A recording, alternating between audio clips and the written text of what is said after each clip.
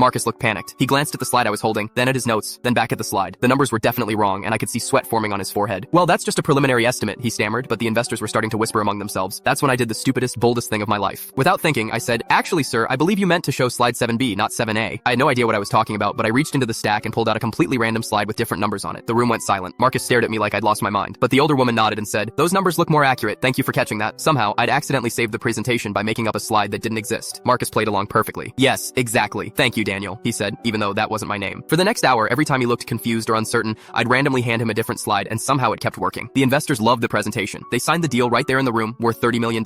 As everyone was shaking hands and celebrating, Marcus pulled me aside. "I don't know what just happened, but you just saved my company. That wasn't even my presentation. I grabbed the wrong folder this morning." Turns out Marcus had been so stressed about his assistant quitting that he'd brought completely outdated materials to the most important meeting of his career. My random slide flipping had somehow covered up his mistake and made him look prepared and professional. "How did you know which slides to show?" he asked me. I looked him straight in the eye and said, "Lucky guesses." He laughed and handed me an envelope with $5,000 instead of the promised $1,000. But the best part came next. "You've got good instincts under pressure," he said. "How would you feel about being my new assistant? Real salary, benefits, the whole package." I quit my grocery store job that afternoon. 3 years later, I'm the operations manager at Marcus's company, making more money than I ever dreamed of. And Marcus still tells the story at company parties about the grocery store clerk who saved a $30 million deal by pretending to know what he was doing. The funniest part is that I still have no idea what those slides actually said. I was just too nervous to read them properly and kept grabbing random ones from the stack.